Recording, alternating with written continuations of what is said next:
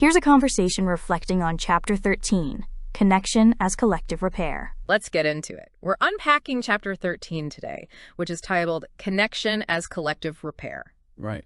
And for anyone who's, feeling that constant low-grade hum of anxiety about the state of things, this chapter's premise is, well, it hits home immediately. It really does. The core argument isn't that we need new answers, it's that we need a completely new lens. And that new lens, that's really our mission for this discussion. We're exploring a shift in perspective, moving from seeing a personal struggle, say, your burnout or your anxiety, as some kind of individual flaw. Right, like something is wrong with me. Exactly. And shifting to see it as part of a shared civilizational pattern. Yeah. It moves the burden of repair off of your shoulders and puts it back where it belongs, on the culture we all inherited. And that central conflict, the source material lays it out so clearly. Our whole civilization basically tells us that hyper-independence is the goal. It's the highest virtue. The highest virtue, yeah. It rewards being separate, being a solitary success. But in doing that, it kind of quietly starves the parts of us that are wired for cooperation, for interdependence. And that's where that private ache comes from. That feeling that something is just off or missing. And that ache isn't just, a philosophical problem. The source is clear. This is a biological crisis. We're literally wired for connection. It's a survival mechanism. Not just an emotional preference. Not at all. Think about the science. Your nervous system, it actually regulates itself when it senses a safe connection with another person. Creativity explodes in collaboration.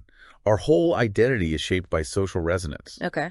So when a culture demands separateness, your body, your biology registers that as a threat. And that biological reality, that's what makes this whole shift possible. That's the key. Once your burnout or isolation is recognized not as some personal failing, but as a patterned outcome of living in these misaligned conditions, well, the whole conversation just changes. Do you stop asking what's wrong with me? Exactly. We stop asking, how do I have to adapt to this broken system? And we can finally start asking, how do we name these conditions and repair them together? Okay, hold on. I get the biology part. Connection feels good. It makes us feel safe. I'm with you. But how do we make that leap from, me regulating my own stress to fixing civilization? That feels huge. It does. And honestly, the last thing someone dealing with burnout needs is another massive task, right? Like, go fix the culture. Isn't that just more pressure? That's such a crucial question. And the material argues that the repair actually starts by removing that individual pressure. How so? Well, when a person really adopts this new lens, when you can step back and see the forces that shaped you instead of just blaming yourself, three things tend to happen. Okay. First, shame just dissolves. It's not a personal failure anymore. It's a symptom of a larger dysfunction. Second, capacity returns. What felt completely overwhelming now feels workable. Because it's not all on you. It's not all on you.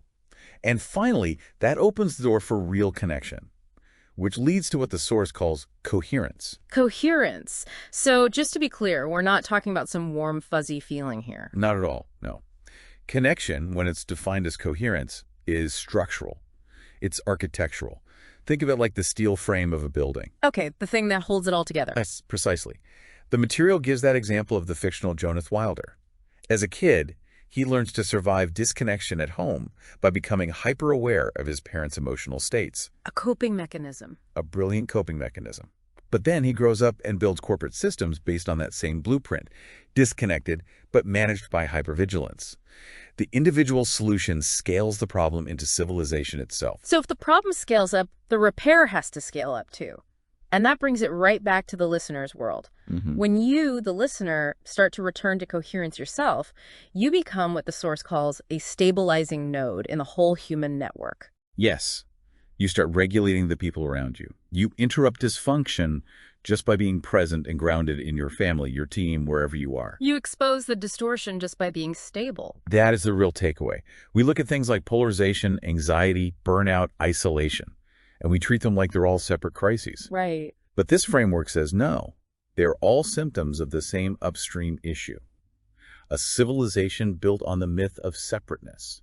And culture doesn't change through some, mass political movement or ideology. It changes through distributed connection. One stabilizing node at a time. People returning to themselves and to each other. So the ultimate summary here is that Chapter 13 makes this incredibly powerful case that your own healing, your own clarity, It's literally inseparable from the healing of our culture. Your return to connection is an actualizational repair. It is. And the source has this one line that says a reconnecting person begins to carry the future inside them. So given that, visual clarity stabilizes systems and culture doesn't change through some big epiphany, I want to leave you with this to think about. What specific system in your own life, your team, your family, your community, is already being influenced or even stabilized simply because you decided to return to coherence? Thanks for listening. Before moving on, take a pause and read the next chapter. The conversation for that chapter will be waiting here when you're ready.